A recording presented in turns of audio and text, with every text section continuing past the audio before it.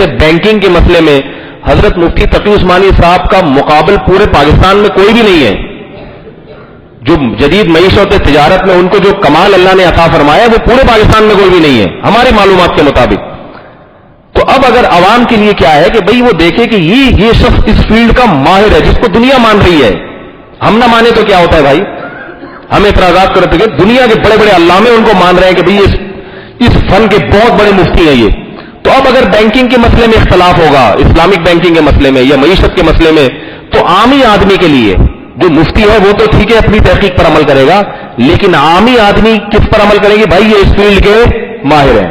تو وہ اپنی آج کل کیا ہو رہا ہے, جو لیکچرار اور پروفیسر ہیں نا یونیورسٹیوں کے, ان کے اخباروں میں مضامین آ رہے ہیں بینکنگ کے خلاف, حالانکہ ان کو بیچاروں کو سود کی الف بے بھی معلوم نہیں ہے.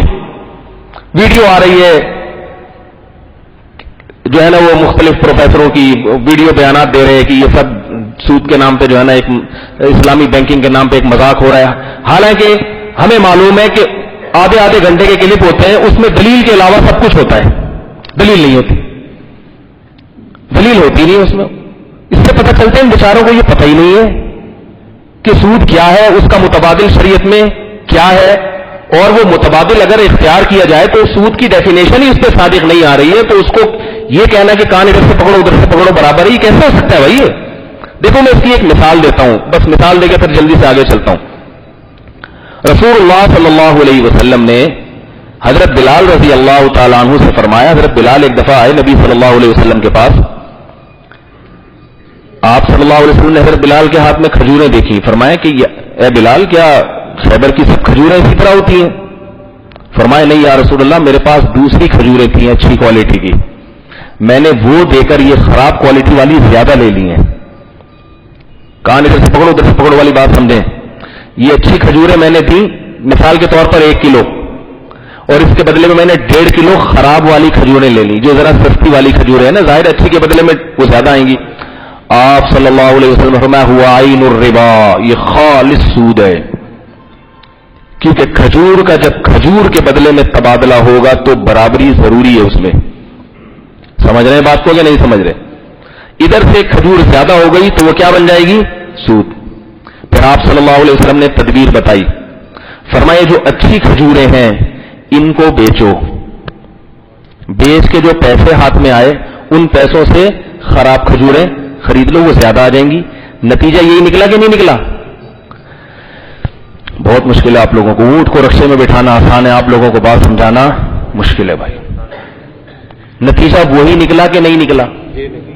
اب کوئی اس پہ کیا کان ادھر سے پکڑو ادھر سے پکڑو, سود تو سود ہے. یہ 6 گھنٹے کی تقریر کر لے, سود کے خلاف بیانات داغ دے, وہ 2 گھنٹے کے سود کھانا اتنا بڑا جرم ہے, جیسے حدیث میں آتا ہے جیسے کوئی معاذ اللہ اپنی ماں سے بدکاری کرے, 1 لقمہ اتنا بڑا جرم, اور جو اتنے سارے سود بھائی ہے ہی نہیں. اللہ کے بندے یہ ساری حدیثیں اس پہ فٹ آ رہی ہیں کہ اس عملی طور پر یقینی طور پہ سود کھا رہا ہو. ایک بہت بڑے عالم تھے لیکن وہ اس فیلڈ کے ماہر نہیں تھے. میں کسی ولیمے کی دعوت میں گیا تو مجھے نہیں پتا تھا یہ عالم ہے اور بڑے بزرگ ہیں, ورنہ میں ان سے اس طرح سے بات نہیں کرتا, کیونکہ ظاہر ہے ہم تو جونیئر ہیں, بڑے بزرگوں سے اس طرح سے ہم کیسے دلائل ہوئے, تو آپ کے سامنے ہم یاد آ کے دلائل کی وہ باتیں کرتے ہیں, باقی بڑوں کے سامنے تو انسان کو چھوٹا بن کے رہنا چاہیے. مجھے نہیں پتا تھا یہ عالم ہے. تو کیا ہوا کہ ہم کھانے پہ بیٹھے ہوئے تو وہ یہی سود پہ بات چیت شروع ہو گئی, بینکنگ پہ. تو بڑے عالم تھے, وہ سفید ریش تھے, لیکن ہر آدمی ایک فیلڈ کا ہوتا ہے نا. جیسے آپ ایک ہے میدے کا اسپیشلسٹ, اس کے پاس گلا چیک کرانے جائیں, گلے کا آپریشن, تو وہ کہا بھائی گلے کے الگ ڈاکٹر ہیں. تو آپ کہیں ڈاکٹر تو آپ بھی ہیں, تو کہے گا ہے لیکن اتنا ماہر نہیں ہوں میں کہ گلے کا میں صرف چیک کر سکتا ہوں. ہاں بھائی ٹھیک ہے, یہ اینٹی بایوٹک کھا لو, غرارے کر لو. آپریشن کی بات آئے گی اس کے لیے الگ لوگ ہیں. تو وہ بڑے عالم تھے, شیخ الحدیث تھے.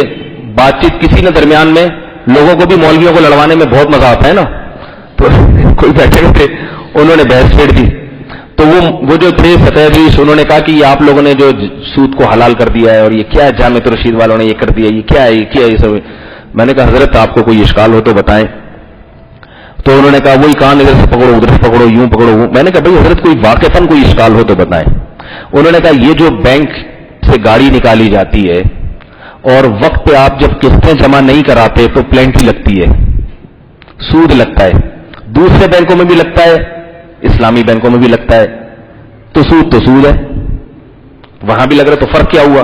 मैंने कहा फर्क ये है कि दूसरे बैंकों में जब सूद लगता है तो वो बैंक का नफा कहलाता है, जबकि इस्लामी बैंक जो आप पे प्लेंटी लगा रहा है वो चैरिटी फंड में जाता है, वो बैंक के नफे में, प्रॉफिट में शुमार ही नहीं होता। वो नहीं आ रही बात समझ में? तो कहने लगे कि कान इधर से पकड़ो उधर से पकड़ो। मैंने कहा नहीं हजरत, ऐसा नहीं है। सूद क्या है? सूद तो यह है कि आप उससे नफा ले रहे हैं, इसको आप ज्यादा से ज्यादा बै फासिद कहेंगे, बै फासिद। मैंने कहा यह बै फासिद इस तरह से है कि आपने ये किया कि आपने गाड़ी किस्तों पे दी, आपने कहा कि अगर वक्त पे पेमेंट जमा नहीं कराई तो तुम्हें सदका करना पड़ेगा, इस बात का तुम इल्तिजाम करो अपने ऊपर। और सदका भी क्योंकि बैंक को पता है ये खुद करे ना करे, तो बैंक ने ये कहा कि ये मेरे हाथों के जरिए सदका होगा, ये सदका तुम्हें किसके जरिए करना पड़ेगा? मेरे जरिए से करना पड़ेगा, मुझे दोगे और मैं चैरिटी फंड में डालूंगा। तो ये बै फासिद कहलाएगी, सूद नहीं, खालिस सूद नहीं कहलाएगा ये। तो कहने का चलो बै फासिद तो मान लिया ना आपने। मैंने कहा लेकिन ये बै फासिद फिक़ह हनफी के मुताबिक है, फिक़ह मालिकी के मुताबिक नहीं है। इमाम मालिक के यहां ये जायज है कि अगर कोई आदमी आपकी वक्त पर पेमेंट ना करे तो आप उससे पहले इल्तिजाम करवा सकते हैं, हल्फ उठवा सकते हैं, ये मुआहदा कर सकते हैं कि तुम इतने पैसे सदका करोगे, मुझे नहीं दो बेशक, मेरी मिल्कियत में ना दो, लेकिन इतने पैसे तुम्हें सदका करने पड़ेंगे, ताकि वो इसकी पाबंदी करे। तो कहने लगे कि इसका मतलब फिक़ह हनफी को आपने बिला जरूरत छोड़ दिया है भाई। तो आप तो हनफी हैं, तो ये गैर मजहब को, मालिकी मजहब को लेना जायज हुआ। मैंने कहा चले ये अगली बहस है, इस पर मैं आता हूं, लेकिन इतना तो साबित हो गया कि सूद नहीं है। थोड़ी देर पहले आप कह रहे थे खालिस सूद है, ये तो मानना पड़ेगा ना, क्योंकि अगर सूद है तो इमाम मालिक क्या लोगों को सूद खिला रहे थे क्या? है भाई, इमाम मालिक क्या ये फतवा दे सकते थे कि सूद जायज है? तो कहने लगे अच्छा फिर फिक़ह हनफी को क्यों छोड़ा? एक तरफ तो कहते हैं एक फिक़ह को फॉलो करो। मैंने कहा फिक़ह हनफी ही में है कि मामलात में जो खरीदो फरोख्त के मामलात होते हैं उनमें अगर जरूरत हो तो गैर मजहब पे फतवा देना जायज है। और मैंने कहा ये जरूरत है, जरूरत। उन्होंने कहा क्यों जरूरत है? मैंने कहा ये जरूरत इसलिए है कि बैंक तो बहुत बड़ी चीज है। आजकल जो स्कूल होते हैं ना, यकीन मॉडल स्कूल था या सुफा स्कूल है या नखला स्कूल है, जो इस्लामिक स्कूल है, वो लेट फीस अगर ना ले, उनका कहना है कोई भी वक्त पे फीस जमा नहीं कराता, फिर उस्तादों की तनख्वाहें रुक जाती हैं।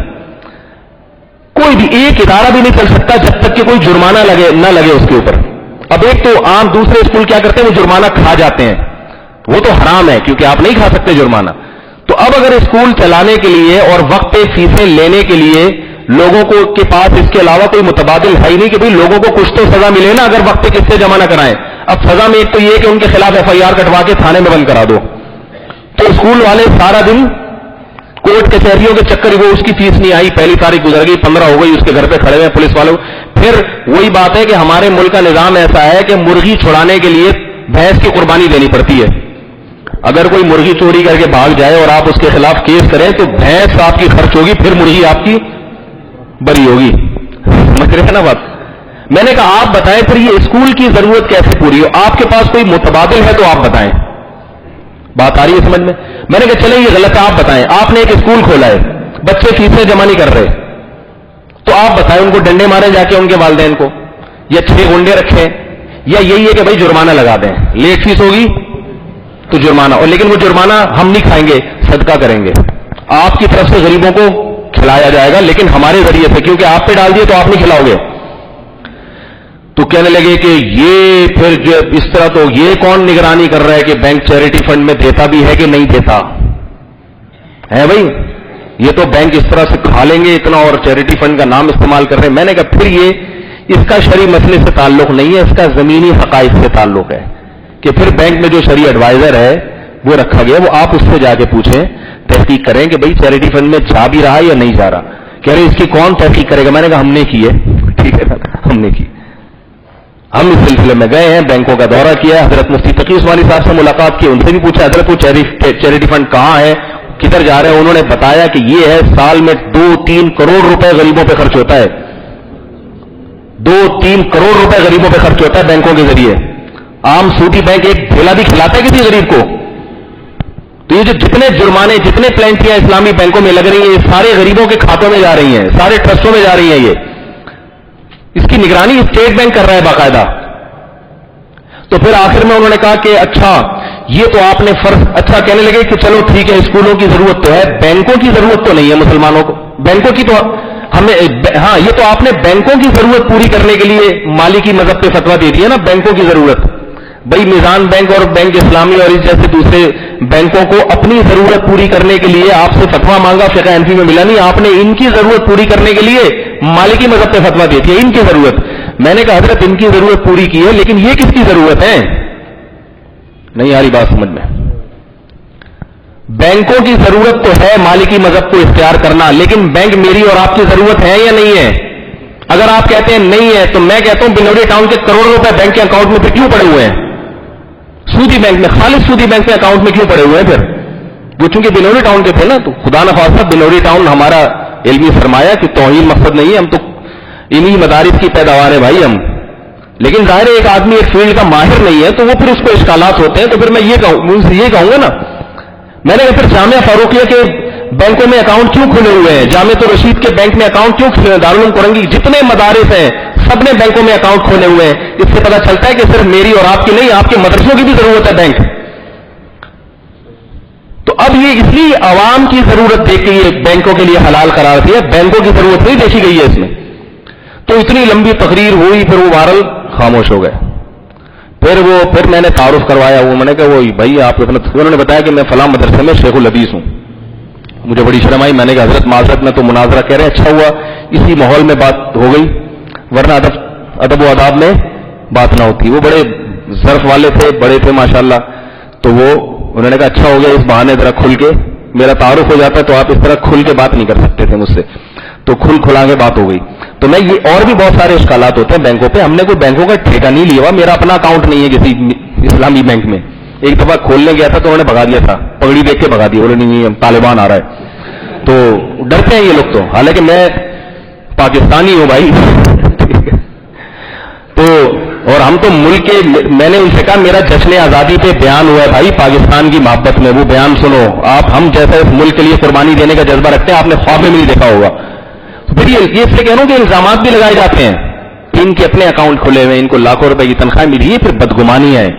تو بات جو ہے نا، جو کیا کہاں سے کہاں بات چلے گئی، یہ جو آج کل لیکچرار ہیں یونیورسٹیوں کے فارغ ہوتے ہیں، کچھ ایم اے اسلامیات کسی نے کر لیا، وہ جناب وہ ایک مکالمہ آ رہا ہے اس کا پورا بینکنگ کے خلاف، تو ٹھیک ہے سن کے مسکرا دیا کریں، باقی ان کو زیادہ لفٹ کرانے کی ضرورت نہیں ہے، بیچارے علم میں فارغ ہوتے ہیں یہ لوگ۔ ہاں جذبہ اچھا ہوتا ہے، ایک دین کا جذبہ ہے اور ایک امت کی فکر ہے، تو فکر تو ہوتی ہے مگر علم میں رسوخ نہیں ہوتا۔ تو میں حضرت مفتی تقی عثمانی صاحب کی مثال اس لیے دے رہا ہوں کہ اس فیلڈ میں کہ وہ ماہر ہیں، لیکن یہ بھی نہیں ہے کہ ہر مفتی ان کی ہر